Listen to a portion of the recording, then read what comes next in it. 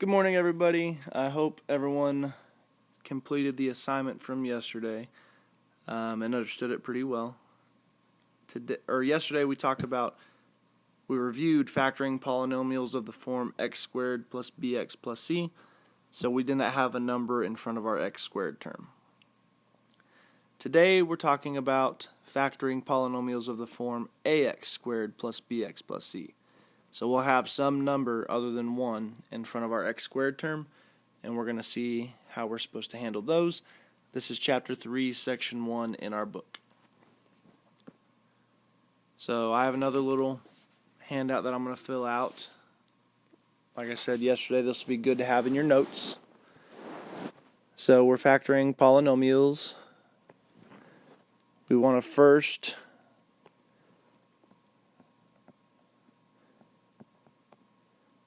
check to see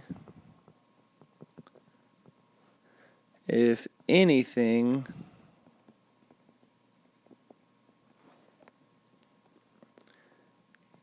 can factor out first.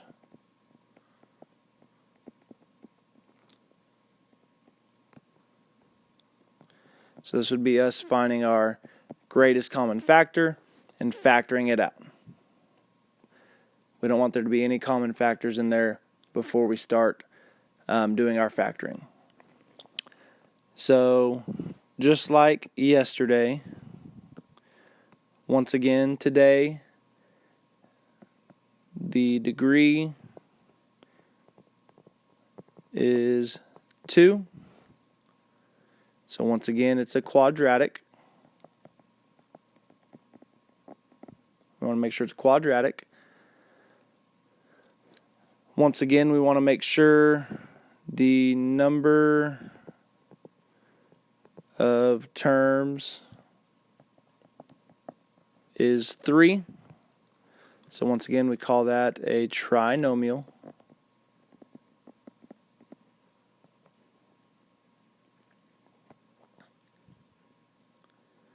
And then the coefficient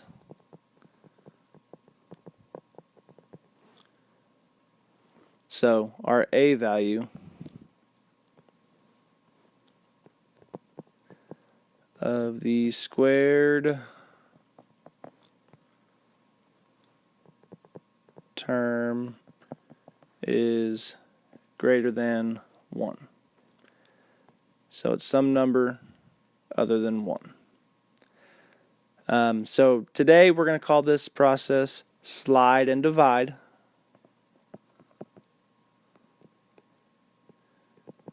And it's going to seem kind of confusing at first, but hopefully with more practice you guys will get the hang of it. It does involve steps from yesterday's factoring, so there's just some steps added to that. So we're still going to have our little X puzzle. And up top, we're going to have A times C instead of just C. So that's our sliding part. We're multiplying A times C and putting it in the top of our X puzzle. B will remain in the bottom of our X puzzle. So hopefully you guys recall that from yesterday. So steps to factoring success. The first step, like we said, is slide and multiply. So we're going to take our A value, multiply it by our C value. And then step 2 is divide and reduce any fractions we have.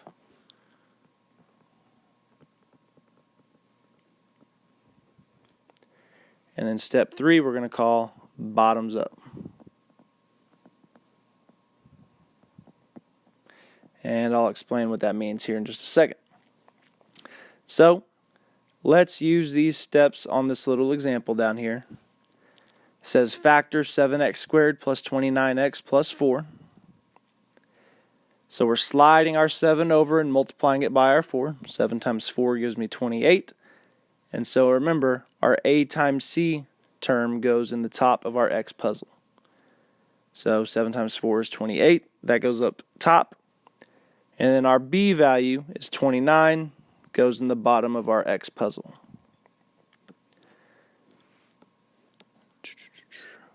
So there's our first step, slide and multiply.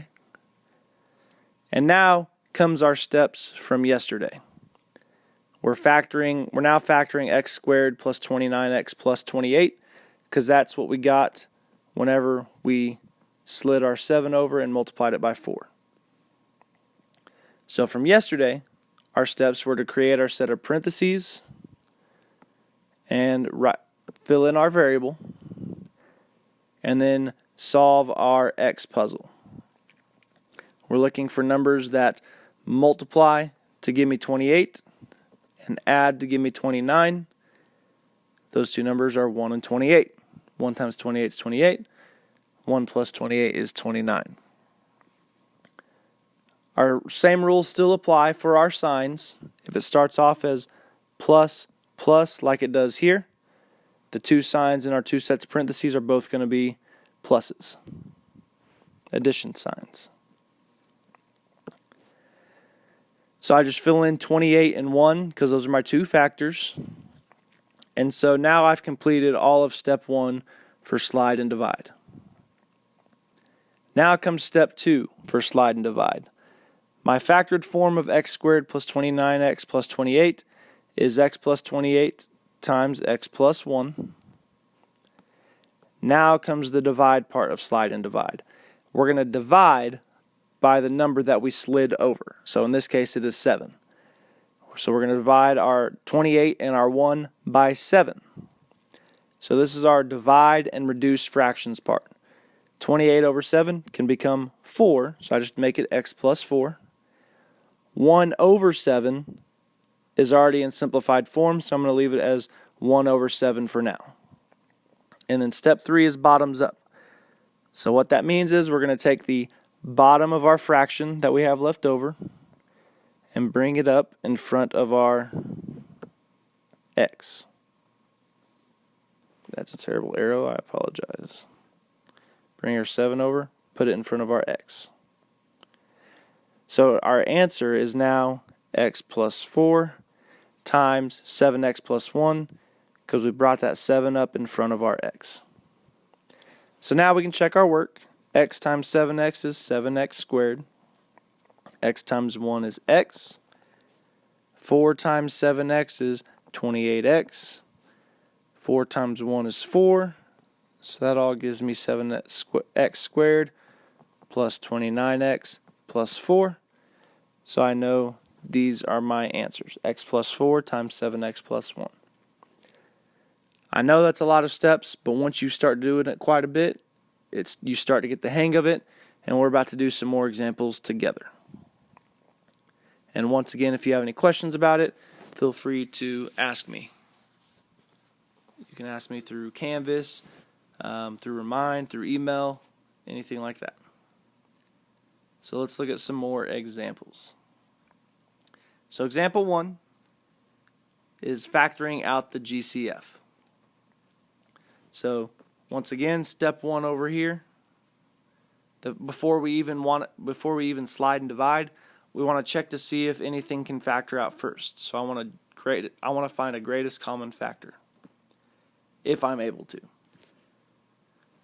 So I'm looking at each term, and I want to see if there's a certain number or variable or number and variable that go into all three terms.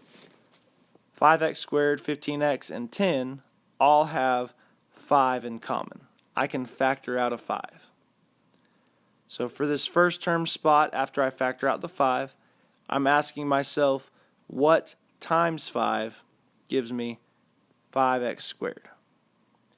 That would be x squared.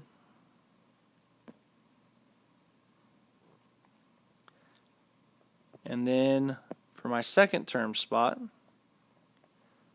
I'm asking myself 5 times what gives me 15x? That would be 3x. And then for my third term,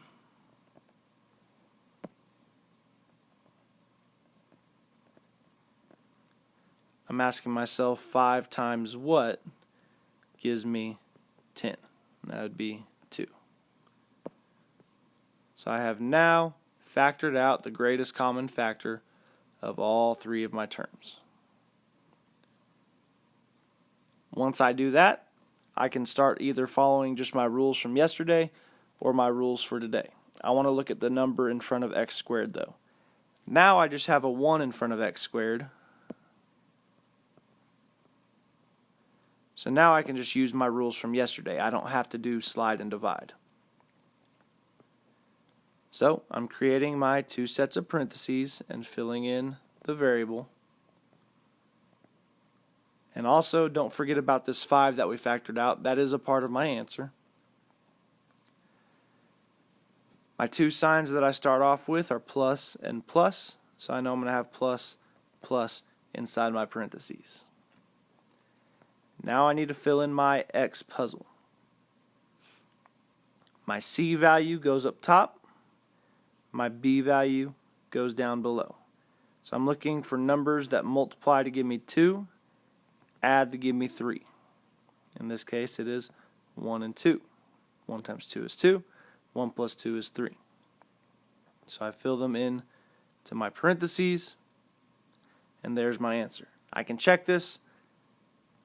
If I FOIL out x plus 1 times x plus 2, x times x is x squared, x times 2 is 2x, 1 times x is x, 1 times 2 is 2. That gives me 5 times x squared plus 3x plus 2. And then if I distributed my 5 all the way through, I would get back to my original polynomial.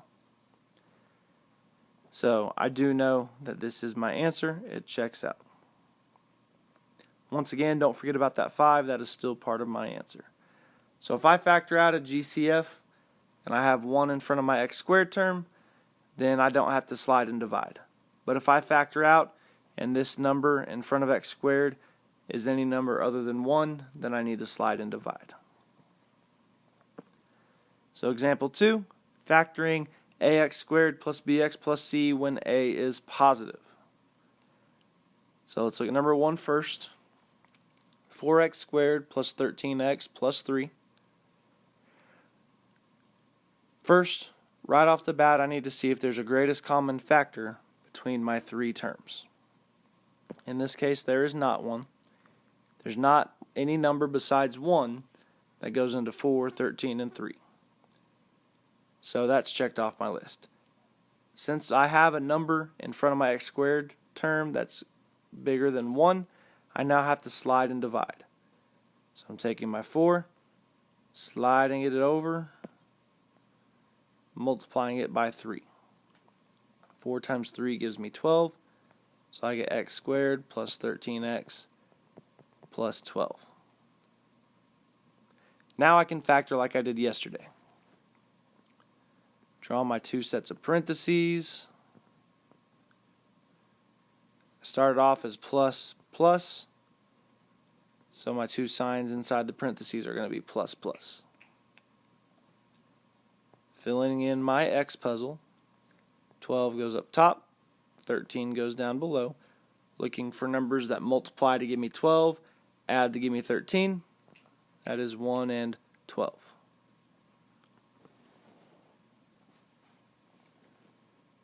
So I am filling them in to my factors in my set of parentheses.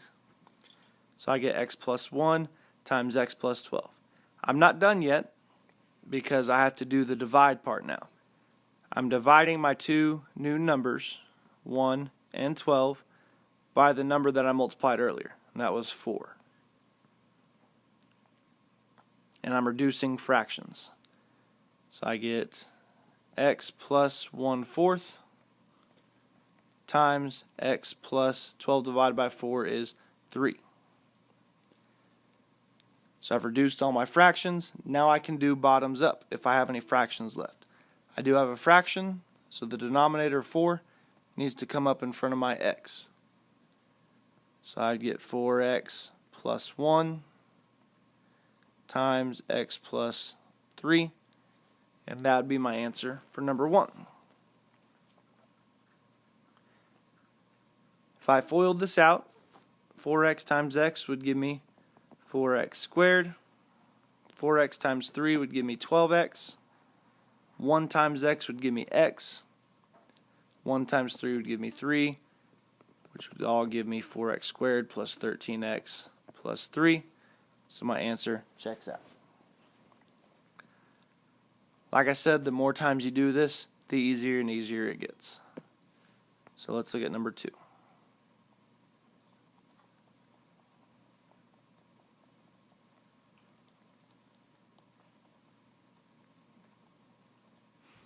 Number 2, we have 3x squared minus 7x plus 2.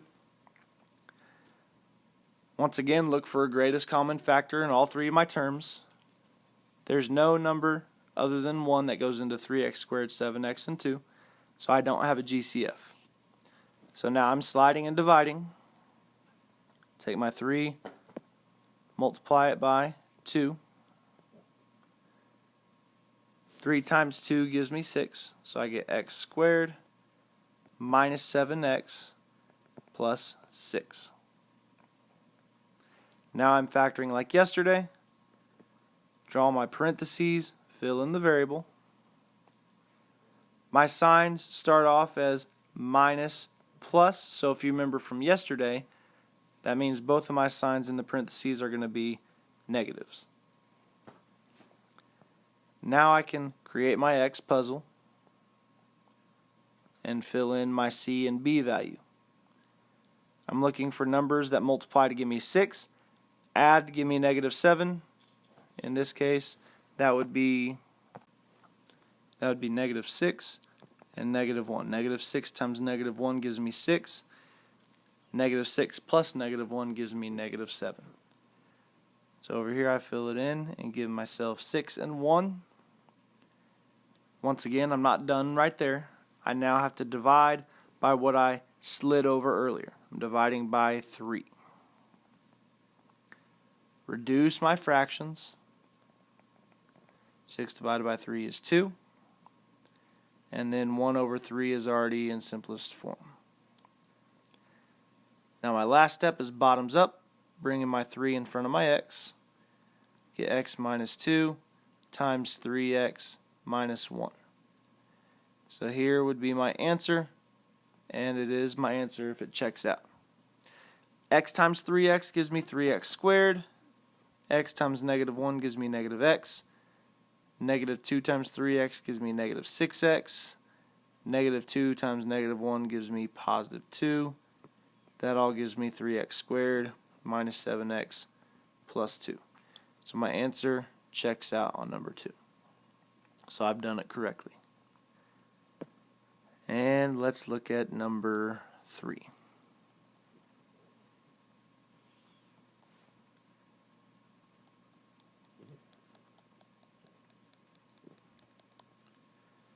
Once again, looking for a GCF. I don't have a GCF between 2x squared minus 5x minus 7. So now I have to slide and divide because my a value is not 1. So bring my 2 over, multiply it by 7. Get x squared minus 5x minus 14. And now I'm factoring just like I did yesterday. Put my parentheses, fill in the variable. My signs start off as minus minus, so I know my signs are going to be plus and minus. Once again, it doesn't matter which one of those comes first. Filling in my x puzzle, I get negative 14 up top, negative 5 down below. I'm now looking for two numbers that multiply to give me negative 14, add to give me negative 5. Excuse me. In this case, it is 7 and 2. I just now have to decide which number gets the negative, which one gets the positive. Since my b value is negative, that's the number I'm adding 7 and 2 to get. The negative has to go with the bigger number since 5 is negative. So I get x plus 2, x minus 7. And now I'm dividing by the number I slid over earlier, which is 2. Divide both these numbers by 2. And now I reduce my fractions. So I get x plus 1 because 2 divided by 2 is 1. I cannot reduce 7 over 2 anymore. So I leave it as 7 over 2. And now I can do my bottoms up. So my answer is x plus 1 times 2x minus 7. Checking my answer, x times 2x is 2x squared.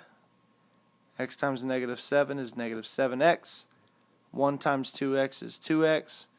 1 times negative 7 is negative 7. That all gives me 2x squared minus 5x minus 7. So my answer does check out. So that's how we factor ax squared plus bx plus c when our a value is positive. Let's look at it when our a value is negative. So we just have one example here. We're factoring negative 4x squared minus 8x plus 5. So once again, I want to try to look for a GCF first. There's not a GCF between negative 4x squared minus 8x plus 5, but my a value is negative. So if my a value is negative, I do want to go ahead and factor something out beforehand. I want to factor out, I want to factor out a negative, or a negative 1, to make my a value positive. So that would just change all my signs on all my terms. So I would now get negative times 4x squared plus 8x minus 5. I just factored a negative out, so my a value could be positive. Now I can use my slide and divide rules. Slide my 4 over, multiply it by my 5.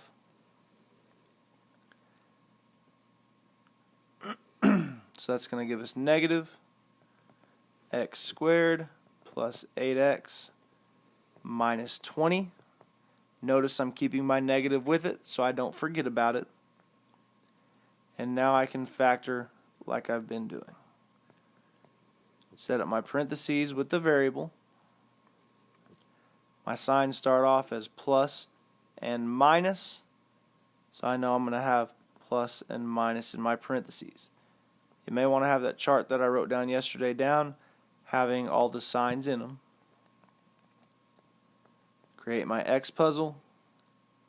I'm looking for numbers that add to give me negative 20, or multiply to give me negative 20, add to give me 8.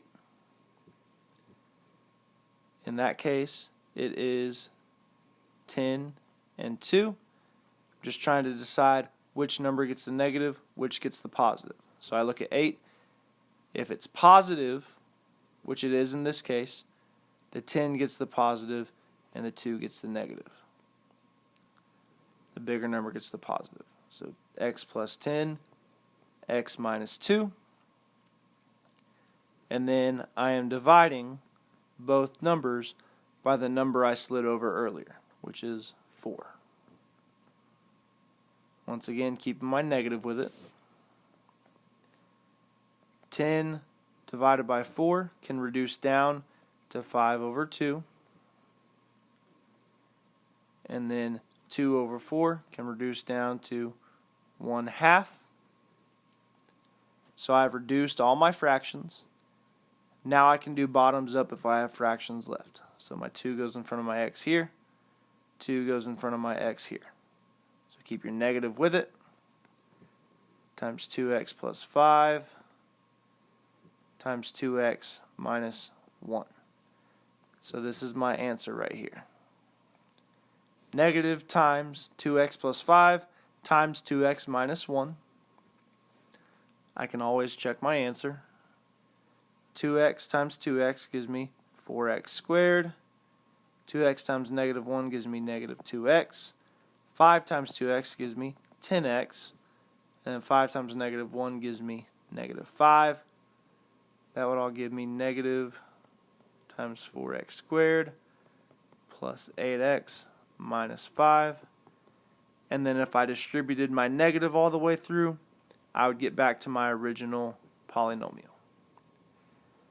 So once again, if your a value is negative, go ahead and factor out that negative, the -1. That way we can do our slide and divide like normal. Once again, I hope this is making sense. If you have any questions, please let me know. Our homework assignment is page 107, numbers 3 through 22 all. Seems like quite a bit, but it's not too terrible. It'll be due Wednesday evening on Canvas. So that's tomorrow evening on Canvas. Due on Canvas. Once again, if you have any questions, let me know. Hope you'll have a great rest of your day. And I will be back tomorrow with another video.